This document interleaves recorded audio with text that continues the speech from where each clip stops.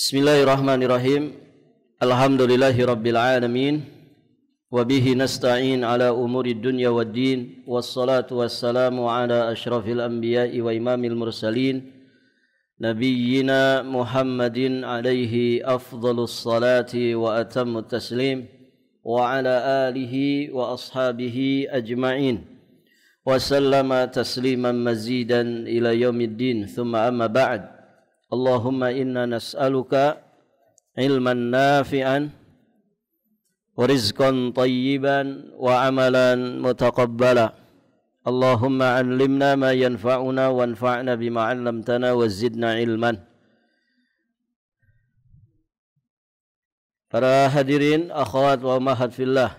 Bismillahirrahmanirrahim. Ibu-ibu yang dirahmati Allah, kita akan melanjutkan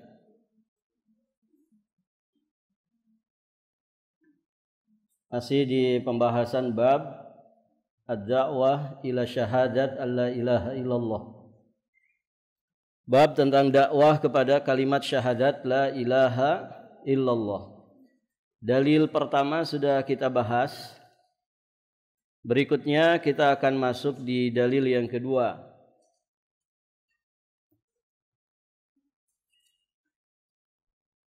Dari sahabat yang mulia Abdullah bin Abbas radhiyallahu taala anhuma, beliau menceritakan ketika Rasulullah sallallahu alaihi wasallam mengutus sahabat Mu'adz bin Jabal ke negeri Yaman, beliau bersabda kepadanya, "Innaka ta'ti qauman min ahlil kitab, falyakun awwala ma tad'uuhum ilaihi syahadat alla ilaha illallah, wa fi riwayatin ila ay yuwahhidullah, fa inhum ata'uka lidzalik fa'alimhum anna Allah aftarada alaihim khamsa salawat fi kulli yawmin wa laylatin, fa inhum ata'uka lidzalik fa'alimhum anna Allah aftarada alaihim sadaqatan tu'khadhu min agniyaihim faturaddu ala fuqaraihim, fa inhum ata'uka lidzalik fa iyyaka wa qara'ima amwalihim wattaqi da'watal madlum fa innahu laisa bainaha wa bainallahi hijabun." Hadis ini sahih, diriwayatkan oleh Imam Al-Bukhari dan Imam Muslim. Baik, ibu-ibu yang dirahmati Allah, di sini sahabat Abdullah bin Abbas menceritakan saat Nabi mengutus sahabat yang mulia Mu'adz bin Jabal ke negeri Yaman. Nabi berpesan kepada sahabat Mu'adz, "Innaka, sesungguhnya engkau ta'ti, akan mendatangi qauman, satu kaum dari ahlil kitab. Maka hendaklah pertama kali dakwah yang engkau sampaikan kepada mereka adalah syahadat la ilaha illallah." Jadi syahadat la ilaha illallah ini perintah dakwah pertama yang menjadi pesan Nabi kepada Mu'adz bin Jabal, juga kepada semua para dai, bahwa hendaklah pertama kali dakwah yang kau sampaikan kepada mereka, yakni ahlul kitab itu, adalah kalimat syahadat la ilaha illallah. Dalam riwayat yang lain disebutkan ila ayyuwahidullah, ila ayyuwahidullah, yakni sampai mereka mentauhidkan Allah. Jika mereka telah mematuhi apa yang kamu dakwahkan tersebut, maksudnya ketika didakwahi dengan syahadat la ilaha illallah, kemudian mereka mentaatimu dalam hal itu, maka sampaikanlah kepada mereka bahwa Allah telah memfardukan atas mereka salat 5 waktu dalam sehari semalam. Apabila mereka mentaatimu dalam hal itu, maka sampaikanlah kepada mereka bahwasanya Allah telah mewajibkan atas mereka sedekah. Yang dimaksud di sini adalah zakat yang diambil dari orang-orang kaya di antara mereka dan dibagikan kepada orang-orang fakir miskin di antara mereka. Apabila mereka mentaatimu dalam hal itu, maka hindarilah olehmu mengambil atau memungut harta benda mereka yang berharga, dan takutlah kepada orang-orang yang terzalimi, karena sesungguhnya tidak ada hijab di antara doanya itu dengan Allah Subhanahu wa taala. Taib, ibu-ibu yang dirahmati Allah. Beliau melanjutkan dengan mensyarah kalimat yang ada di dalam hadis ini. Qala rahimahullahu taala ba'atha,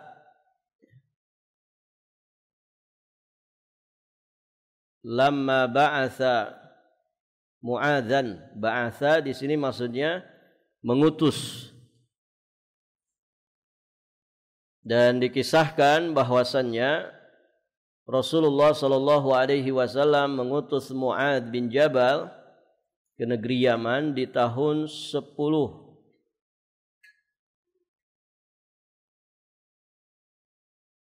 pada tahun ke-10 Hijriyah. Ini bukan 10 tahun sebelum Haji Wada. Maksudnya tahun ke-10.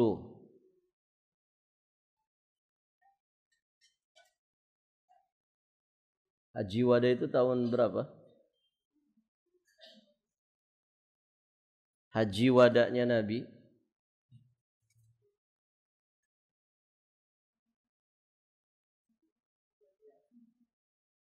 Nabi wafat tahun 11.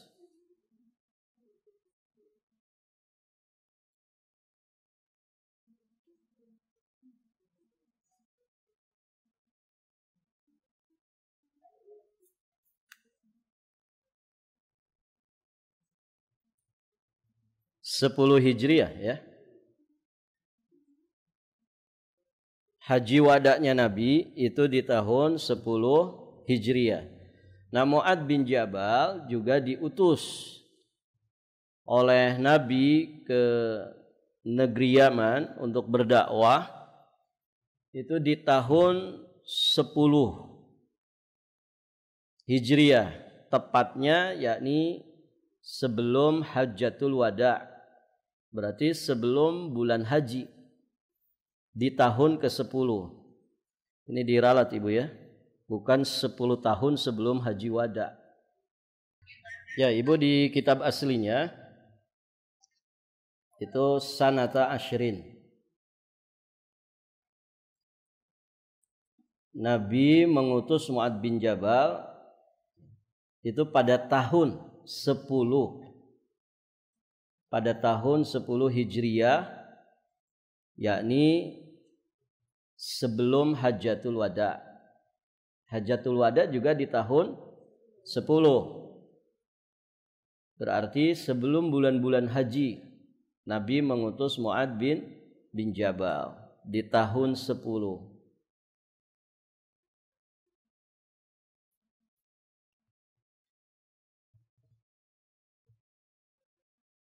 Baik, ibu-ibu yang dirahmati Allah.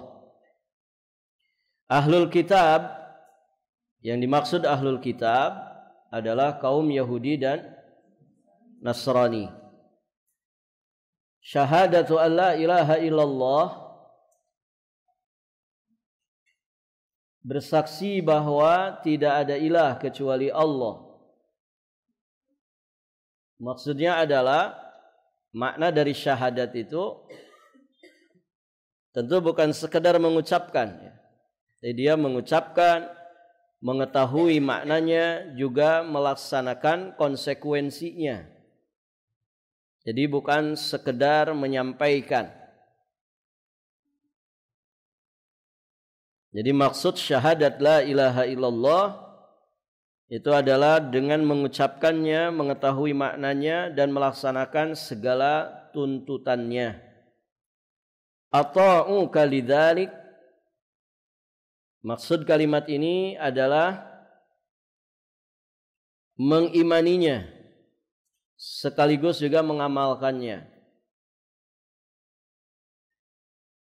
Fa inhum ata'uka lidzalik, jika mereka mentaatimu dalam hal itu, maksudnya jika mereka beriman kepada hal itu dan mengamalkannya, melaksanakannya. Kemudian kalimat iftaradha. Iftaradha artinya memfardukan atau mewajibkan. Sadaqatan, sedekah yang dimaksud di sini adalah zakat. Nama lain dari zakat itu sedekah sunnah, sedekah wajib. Sedekah wajib. Nah, itulah zakat. Sisanya sedekah yang sunnah. Sedekah yang wajib itulah yang disebut dengan zakat. Fa iyyaka, kalimat iyyaka. Iyyaka itu maksudnya adalah al-hadzar, yakni berhati-hatilah. Waspadalah. Hindarilah. Karaima amwalihim, karaima amwalihim dari kata karim. Maksudnya adalah harta kesayangan atau harta benda yang paling baik, yang paling berharga. Itu karaim amwalihim. Ittaqi da'watal mazlum.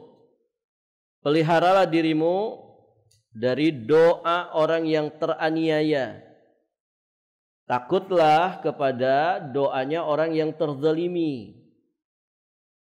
Maksudnya apa? Kita mesti membentengi diri kita, antara diri kita dengan orang tersebut, supaya dia tidak terzalimi. Dengan kita selalu berlaku adil kepadanya.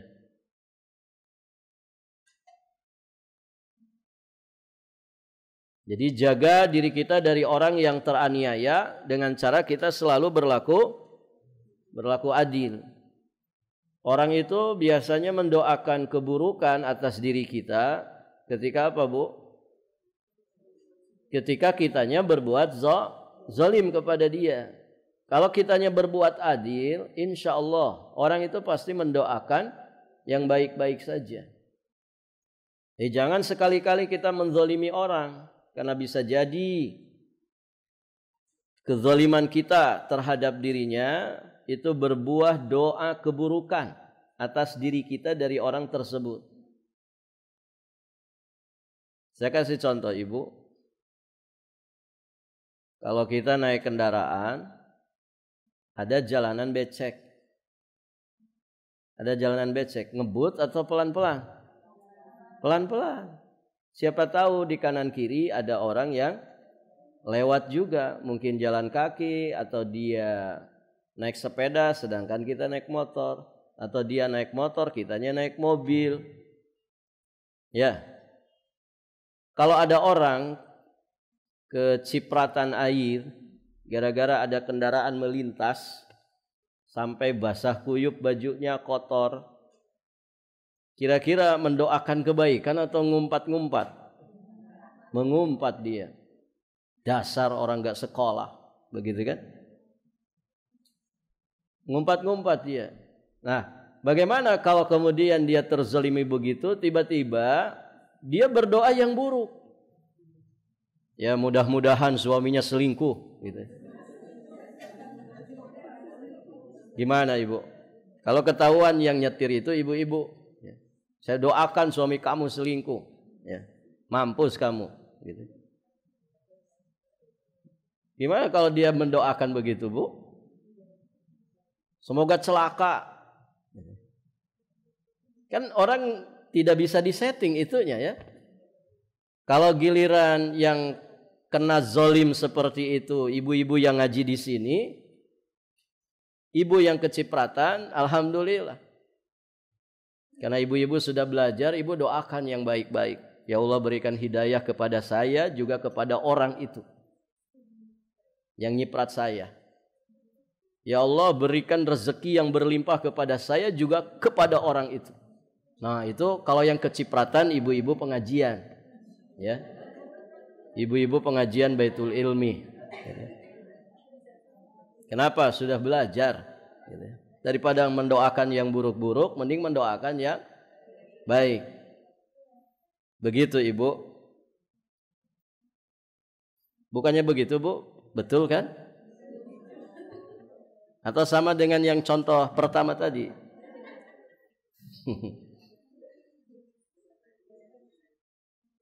Taib, ibu-ibu yang dirahmati Allah. Itu ya.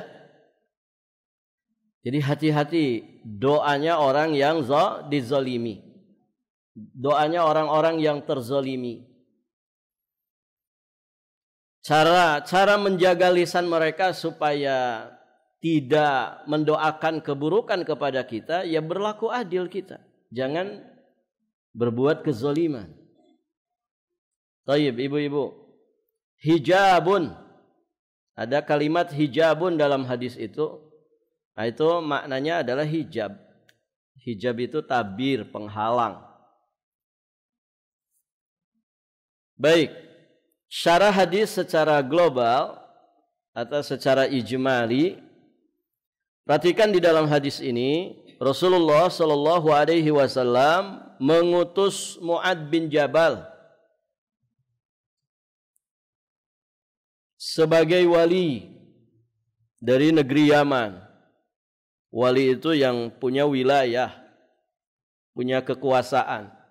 Berarti diamanahi untuk menjadi wali negeri Yaman. Yang mengayomi, membimbing, mengarahkan, memberikan petunjuk, membersamai. Itu kan makna wali. Dan ada wali murid, ada wali kelas, ada hakim, ada wali nikah. Nah, itu maksudnya. Wali itu kan dari kata wilayah, dekat. Maksudnya orang yang membersamai, mengayomi, mewakili, taib, mengarahkan, menunjukkan. Nah, itu makna-makna dari wali. Rasulullah Shallallahu Alaihi Wasallam mengutus Mu'adz bin Jabal untuk menjadi wali negeri Yaman. Beliau memberi pengarahan kepadanya,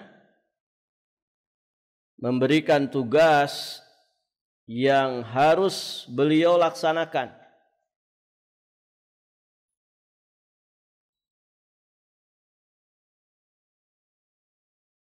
Pertama sekali yang dipesankan oleh Nabi, yakni beliau berpesan hendaklah Mu'adz bin Jabal ini memulai dakwahnya dengan dakwatut tauhid, mengajak ashabul Yaman, penduduk negeri Yaman, untuk mentauhidkan Allah, mengesahkan Allah Subhanahu wa taala dalam segala bentuk peribadatan. Jika mereka, yakni penduduk negeri Yaman, yang dikatakan oleh Nabi mereka itu dari kalangan ahlul kitab, mayoritas penduduknya adalah ahlul kitab, ya di Son'a yang dulu ibu kota negeri Yaman itu banyak Yahudi saat itu. Kemudian ada satu lagi yang diutus oleh Nabi ke negeri Yaman, namanya Abu Musa al-Ash'ari. Nah, dikisahkan Abu Musa al-Ash'ari radhiyallahu taala anhu, beliau diutus ke daerah Najran. yang di situ basisnya orang-orang Nasrani. Najran itu sekarang masuk wilayah Saudi Arabia, perbatasan dengan negeri Yaman. Nah, Mu'adz bin Jabal ini ke negeri Son'a, ke daerah Son'a. Dan di situ mayoritasnya adalah Yahudi saat itu. Nah, ternyata pesannya Nabi, materi dakwah yang wajib disampaikan pertama kali kepada ahlul kitab ini adalah dakwah tauhid. Jika kemudian penduduk negeri Yaman ini mengindahkan, maksudnya adalah mereka mau mentaati dakwah tauhid tersebut, mereka mematuhi dakwah tauhid tersebut, maka hendaklah Mu'adz menyampaikan kepada mereka kewajiban terbesar setelah kewajiban tauhid. Apa itu? Iqamat as-salah, mendirikan salat. Kemudian membayar zakat. Jika mereka kemudian mematuhinya, mengindahkan seruan itu, maka Nabi sallallahu alaihi wasallam berpesan kepada beliau, hendaklah Mu'adz bin Jabal memperhatikan mereka dengan sikap adil. Artinya memperhatikan sisi keadilan. Begitu ya pemimpin itu, Ibu. Mengajak masyarakatnya, orang-orang yang di bawah kepemimpinannya untuk mentauhidkan Allah, tidak menyekutukan Allah, kemudian menyampaikan tentang kewajiban terbesar setelah tauhid, ibadah salat dan ibadah zakat. Kemudian barulah menyentuh sisi-sisi yang lain terkait dengan sisi keadilan. Barakallahu fikum. Bagaimana ya orang desa kalau datang ke kota itu dia tidak minder. Bagaimana orang kota ketika datang ke desa jangan berkacak pinggang. Ini ketidakadilan. Bagaimana barang-barang dari kampung ketika dibawa ke kota itu tetap bernilai. Jangan sampai barang-barang di kota yang dibawa ke kampung kemudian jadi besar nilainya, tapi yang di kampung ke kota tidak ada nilainya. Dan begitu Ibu yang terjadi saat ini. Kita kalau beli HP berapa, Bu? Minimal beli HP 2 juta. 2 juta itu kalau beli tanah di kampung dapat berapa meter?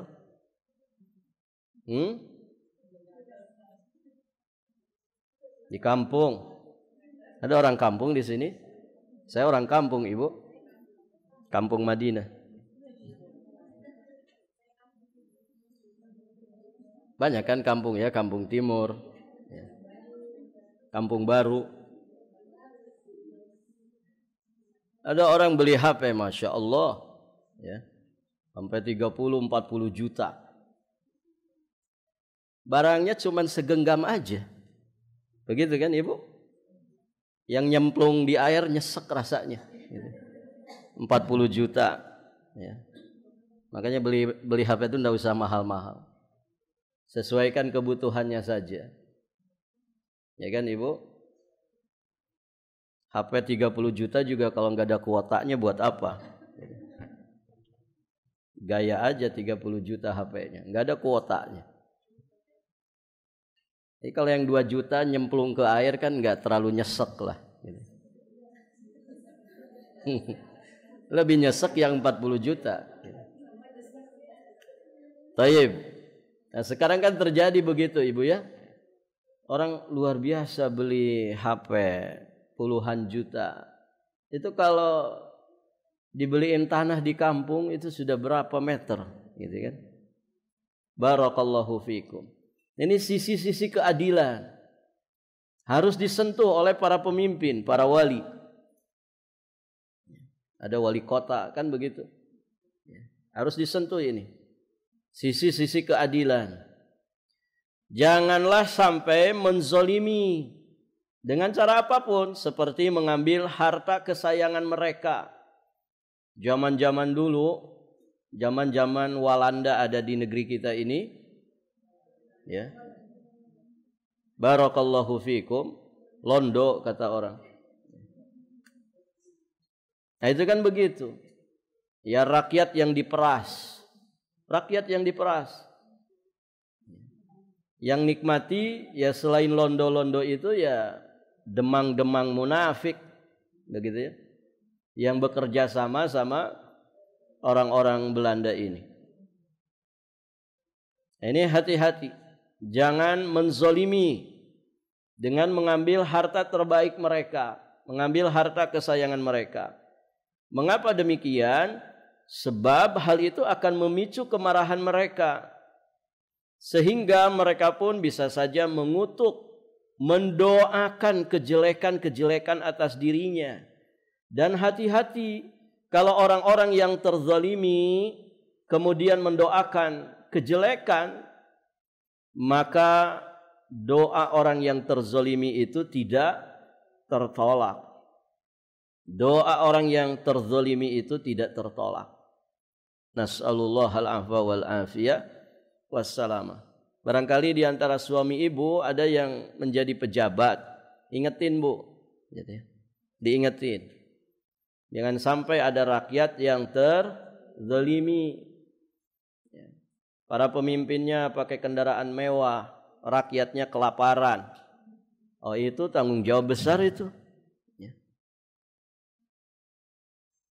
Para pejabatnya pakai sepatu mahal, rakyatnya nyeker, tidak punya sendal, tidak bisa buat beli sendal.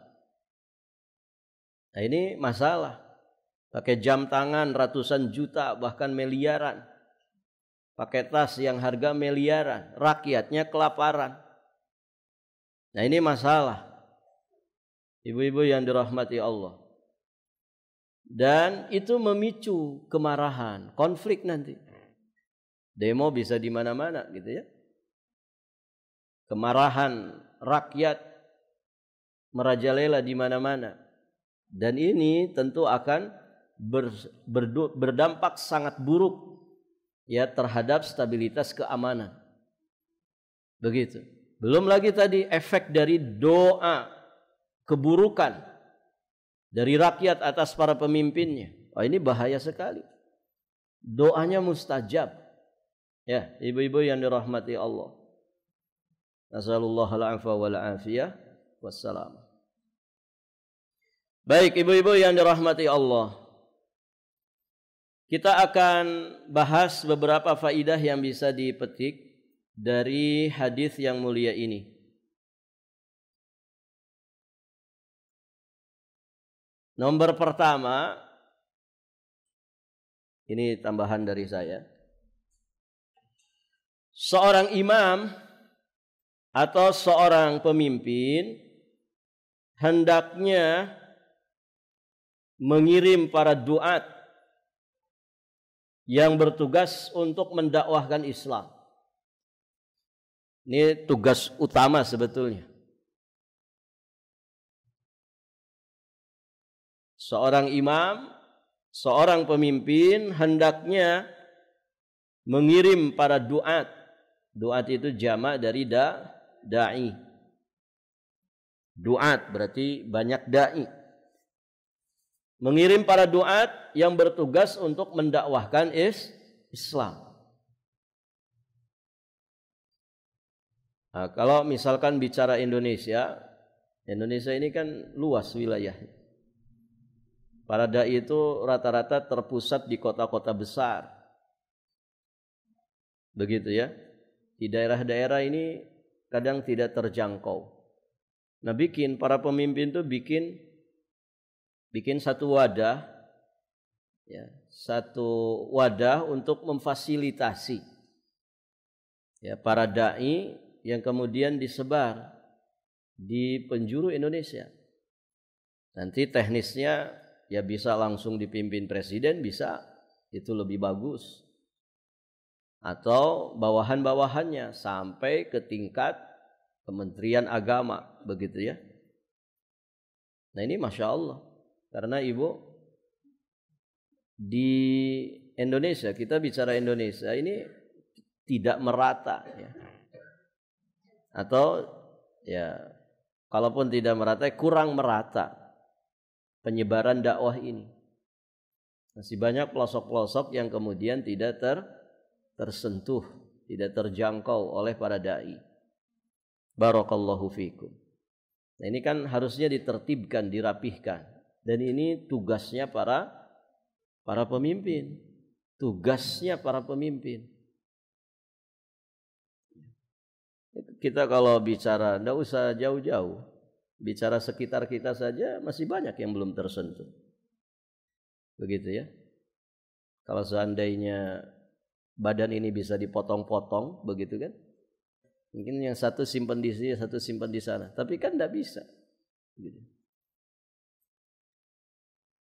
Belum lagi bicara wilayah yang sangat besar, ya seperti Indonesia ini. Banyak sekali yang belum terjamah oleh dakwah, belum tersentuh oleh dakwah. Ini tugasnya para pemimpin. Dan itu nanti kelak akan dimintai pertanggungjawaban di hadapan Allah. Karena Ibu,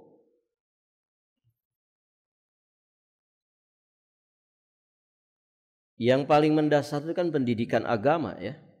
Pendidikan agama, pendidikan akhlak. Dan di dalam undang-undang kita juga 2 poin ini menjadi 2 poin inti dari pendidikan. Ya bagaimana masyarakat Indonesia itu memiliki hak pendidikan sehingga mereka bisa beribadah dengan sebaik-baiknya kepada Tuhannya. Kemudian mereka berakhlakul karimah, berbudi pekerti yang luhur. Kan begitu? Itu tujuan pendidikan yang sudah digariskan. Nah ini yang seringkali diabaikan. Ibu, kalau Ibu punya perusahaan besar,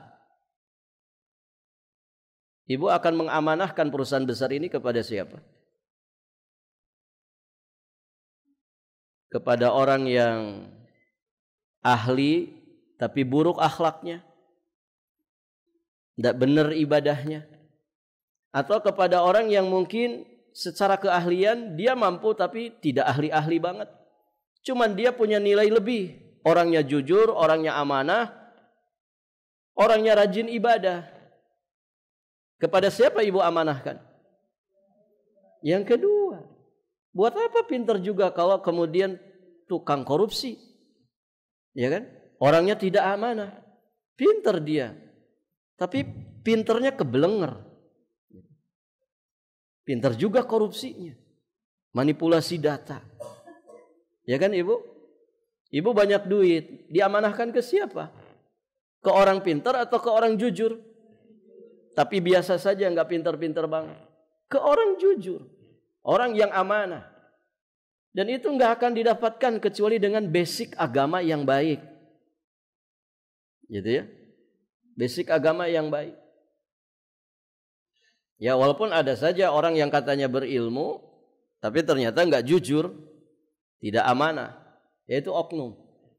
Pada dasarnya orang kalau punya basic agama yang baik, iman dan takwanya kokoh di dalam jiwa dan raganya, pasti iman dan takwanya itu melahirkan akhlakul karimah.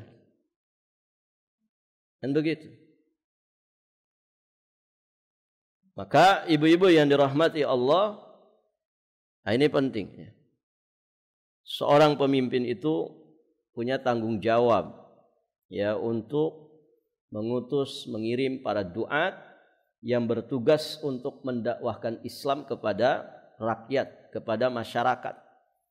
Disitulah nanti ya akan tercipta yang namanya lingkungan yang baik dari satu dusun, dari satu wilayah, dari satu dukuh, begitu ya, dari satu desa. Kalau kemudian ini merata di mana-mana di seluruh wilayah kita ini, maka jadilah baldatun thayyibatun wa rabbun ghafur. Nah sekarang kan tidak ada ini. Penanaman agama ini sering dikesampingkan. Yang penting kamu ahli, kamu di bidangnya. Tapi basic agama, basic akhlak ini tidak ditanamkan.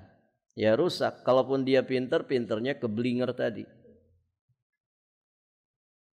Nasallallahu alaihi wal afiyah wassalam. Kemudian ibu-ibu yang dirahmati Allah, pelajaran berikutnya, seorang dai hendaklah membuka dakwahnya. Pertama kali menyampaikan dakwahnya itu adalah dakwatu tauhid, ajakan kepada tauhidullah azza wa jalla. Mengajak manusia supaya mengesahkan Allah dalam peribadatan. Ini jelas ya. Poin pertama materi dakwah yang disampaikan itu dakwah tauhid. Kemudian yang kedua,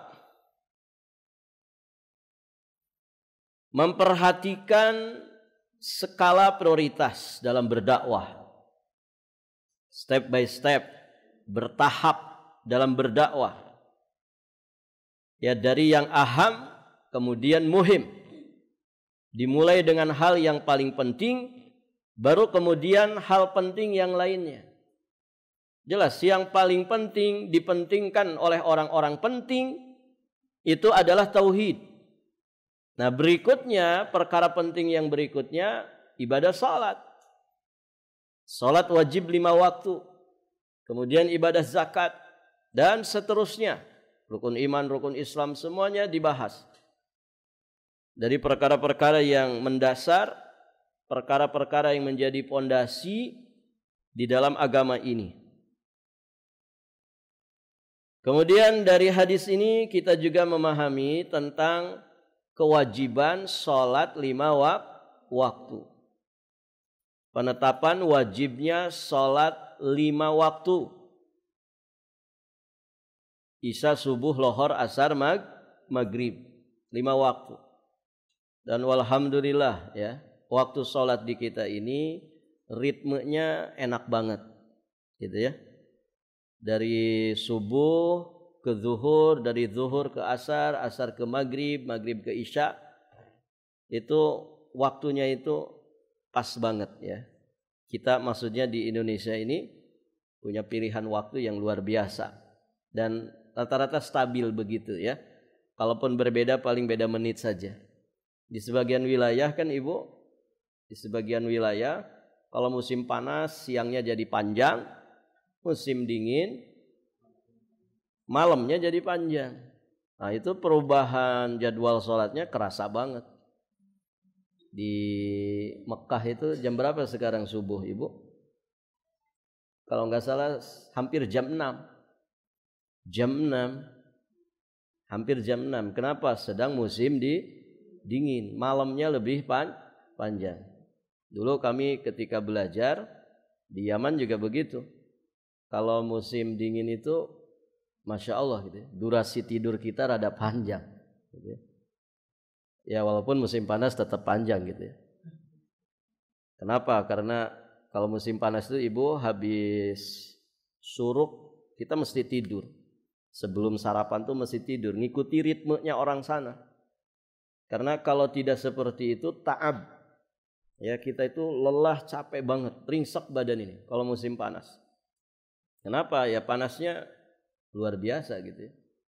Jadi kalau kita habis syuruk mungkin 6:30 gitu ya.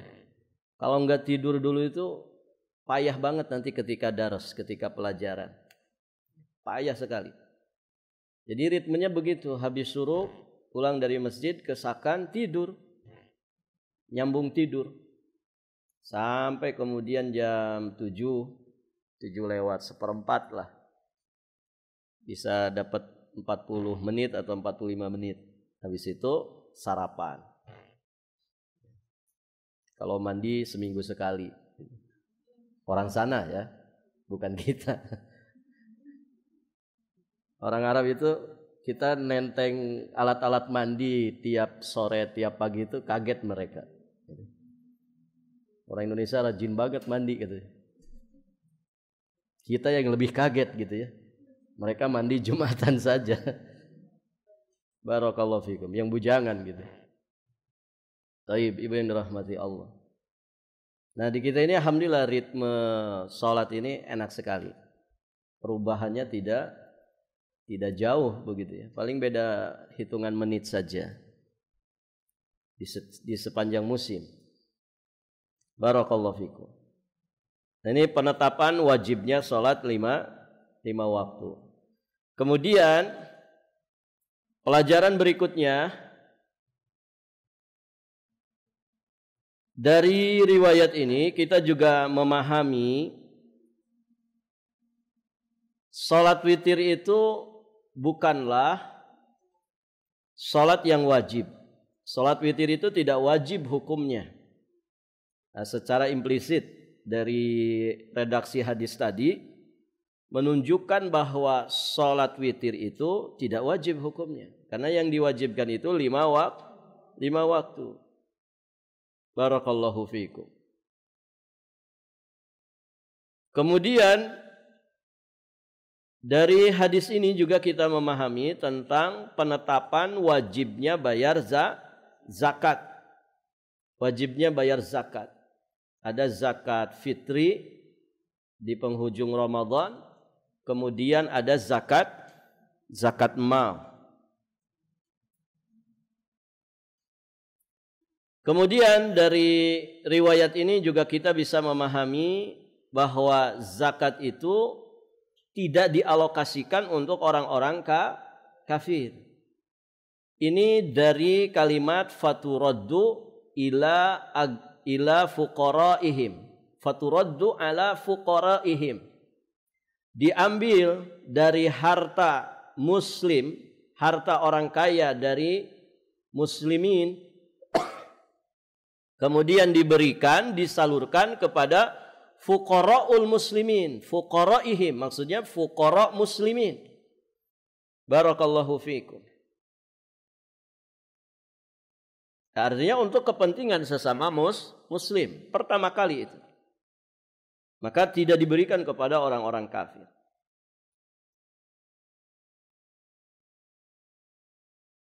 Kemudian dari riwayat ini kita juga memahami bahwasannya fuqara, orang-orang fakir ini termasuk mustahik zakat. Termasuk golongan yang berhak menerima zakat. Kemudian juga bolehnya menyerahkan zakat hanya kepada salah satu golongan yang berhak menerimanya. Ada berapa mustahik zakat, Ibu? Ada 8 asnaf. Nah, boleh zakat itu diberikan misalkan ke salah satu dari 8 ini. Tidak mesti 8-8-nya. Boleh hanya untuk satu asnaf dari 8 tadi. Ya misalkan untuk fuqara masakin saja, ya sudah. Mau 8-8-nya boleh juga diratakan. Baik.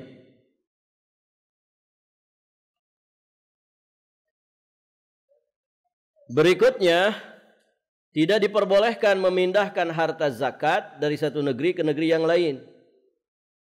Kecuali jika di negeri itu tidak didapatkan seorang fakir pun. Nah aslinya zakat itu dikeluarkan di negerinya, di tempatnya masing-masing. Boleh nggak keluar? Boleh. Kalau misalkan tidak ada orang miskin di sini. Atau misalkan orang miskin yang di tempat kita sudah tertangani. Maka boleh disalurkan ke tempat yang lain. Barakallahu fikum. Berikutnya, tidak boleh menyerahkan zakat kepada orang yang kaya. Tidak boleh menyerahkan zakat kepada orang yang kaya. Ya orang kaya memberi zakat, bukan menerima zakat. Orang kaya itu yang harusnya memberi subsidi, bukan yang dapat jatah subsidi. Gas 3 kilo untuk siapa, Ibu? Hah? Itu kan subsidi ya. Mobilnya Pak Rejo gitu. Gasnya 3 kilo gitu. Gimana? Ya. Barakallahu fiikum. Ibu yang dirahmati Allah. Taib. Ya, tidak boleh menyerahkan zakat kepada orang kaya. Orang kaya itu ngasih zakat. Orang kaya itu siapa, Ibu? Nah, di kita ini juga gimana? Menilai menengah ke atas, menengah ke bawah ini takarannya apa? Barometernya. Ada ibu orang gajinya 30 juta. Tapi sekali dapat habis. Kenapa? Istrinya 4. Anaknya 20. Ditambah lagi dia nanggung 2 orang tuanya. Dia juga menanggung 2 mertuanya. Berapa totalnya jadi, Bu? Istrinya 4, anaknya 20. Dia nanggung kedua orang tua, nanggung 2 mertua. 28 orang dia tanggung. Gajinya 30 juta. Itu orang kaya atau orang miskin, Bu? Gimana, Bu? Diskusikan ya, silahkan. Jadi gajinya sekedar lewat saja, masuk keluar lagi dia. Gitu. Nah itu, jadi ya dari situ ya relatif gitu ya. Orang itu bisa saja penghasilannya gede, tapi tanggungannya juga besar. Maka dilihat, jangan dilihat angkanya. Si fulan itu penghasilannya sekian puluh loh. Gitu ya. Tapi lihat dia tanggungannya berapa. Dia menanggung siapa. Gitu ya. Itu tadi sekedar contoh saja, Ibu ya. Pada realnya bisa saja ada memang. Gitu. Itu contoh. Nah itu. Ada orang gajinya 10 juta. Tapi dia hidup suami dan istri saja, nggak punya anak. Gede nggak itu 10 juta itu? Oh gede. Dibanding yang 30 juta tadi menanggung 28 orang. Lebih gede yang 10 juta ini. Nah itu ibu-ibu yang dirahmati Allah. Nah di kita ini begitu. Kalau di depan masyarakat pertantang-pertenteng seperti orang seolah-olah kaya. Tapi giliran ada pendaftaran subsidi, dia daftar. Nah ini masalah besar. Masalah besar. Pemerintah bikin perumahan subsidi. Kira-kira niatnya apa itu, Bu? Untuk menengah ke bawah. Yang beli siapa? Orang-orang kaya. Invest dia. Mumpung murah. Begitu. Nah ini memang berat di kita ini. Jadi program sudah bagus, kemudian pada teknis di lapangannya itu bisa saja berubah. Programnya memang bagus, tapi teknis di lapangan kadang tidak sesuai yang diprogramkan. Nah ini tentu jadi PR, gitu ya, jadi PR. Karena banyak yang nerima bansos ternyata orang-orang kaya. Orang-orang kaya. Orang-orang yang mampu. Barakallahu fiikum. Baik, ibu-ibu yang dirahmati Allah. Berikutnya kita selesaikan aja, Ibu ya. Haram hukumnya menarik zakat dengan memilih harta kesayangan seseorang. Namun yang boleh diambil adalah harta yang tidak terlalu istimewa bagi dirinya.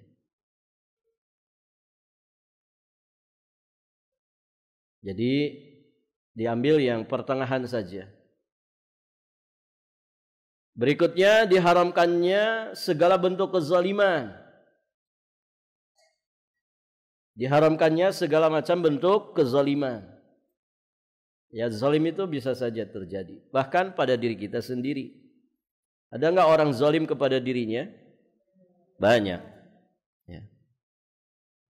Wa inna li jasadika 'alaika haqqa. Jasadmu itu punya hak atas dirimu sendiri. Contoh, jasad kita ini punya hak untuk diistirahatkan, tapi kita enggak mau istirahat. Zalim enggak? Scroll HP aja. Tiba-tiba jam 3 malam. Ya. Berarti kita zalim terhadap haknya tubuh untuk istirahat. Itu zalim. Zalim kepada diri sendiri yang nanggung sendiri. Tapi kalau zalim kepada orang, ya berarti ada pihak yang kita zalimi. Barakallahu fikum. Maka segala bentuk kezaliman itu haram. Inni haramtu zulma ala nafsi wa ja'altuhu bainakum muharrama. Sesungguhnya aku mengharamkan kezaliman atas diriku, kata Allah dalam hadis qudsi. Wa ja'altuhu bainakum muharrama, dan aku jadikan kezaliman itu haram terjadi sesama kalian. Semua bentuk kezaliman haram. Hati-hati kita dengan orang-orang yang di bawah kepemimpinan kita. Ibu punya anak, hati-hati zalim ke anak. Ibu-ibu di sini mungkin masih punya orang tua, mertua. Hati-hati zalim kepada orang tua dan mertua. Kita punya pasangan, hati-hati ibu-ibu zalim kepada suami. Siapa biasa yang sering zalim, Bu? Suami atau istri?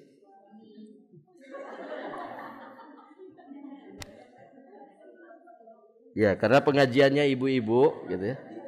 Pasti jawabannya suami. Saya kalau tanya di majelis bapak-bapak pasti jawabannya istri. Ya, 11-12.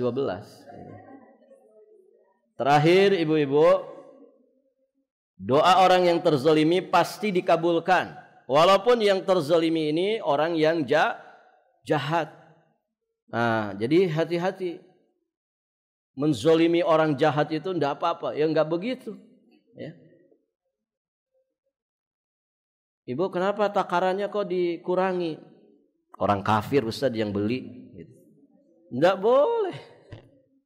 Namanya zalim. Dia kalau tahu dirinya dizalimi, kemudian dia doanya tulus. Ya. Dan ini bisa mustajab doa buruknya atas diri kita. Makanya di riwayat yang hasan dari sahabat yang mulia Anas bin Malik, Nabi menyampaikan, ittaqu da'watal mazlum. Hati-hati, waspada kalian dengan doanya orang-orang yang terzalimi. Wa in kana kafiran. Walaupun dia itu orang kafir. Fa innahu laisa dunaha hijab. Karena tidak terhijab doanya itu. Enggak ada penghalang doanya untuk dikabulkan. Dia terzalimi. Orang jahat juga sama. Tidak boleh dizalimi. Da'watul madlum mustajabah. Di redaksi yang lain dari jalan sahabat Abu Hurairah, Nabi menyampaikan doanya orang yang terzalimi itu mustajab. Wa in kana fajiran, walaupun dia itu seorang yang fajir. Fajir itu pendurhaka. Fafujuruhu ala nafsi. Kefajirannya ya untuk dirinya sendiri. Maka hati-hati dari dosa zalim, menzalimi orang lain. Semoga Allah selamatkan kita dari segala bentuk kezaliman. Barakallahu fikum. Baik Ibu, sampai di sini pelajaran kita. Insyaallah nanti kita lanjutkan di kesempatan berikutnya biidznillah. Baik Ibu yang dirahmati Allah, saya kira cukup dulu sampai di sini. Insyaallah taala di kesempatan berikutnya kita lanjutkan biidznillah taala. Kita akhiri dan kita tutup dengan doa kafaratul majlis. Subhanakallahumma bihamdik asyhadu an la ilaha illa anta astaghfiruka wa atubu ilaik. Assalamualaikum warahmatullahi wabarakatuh.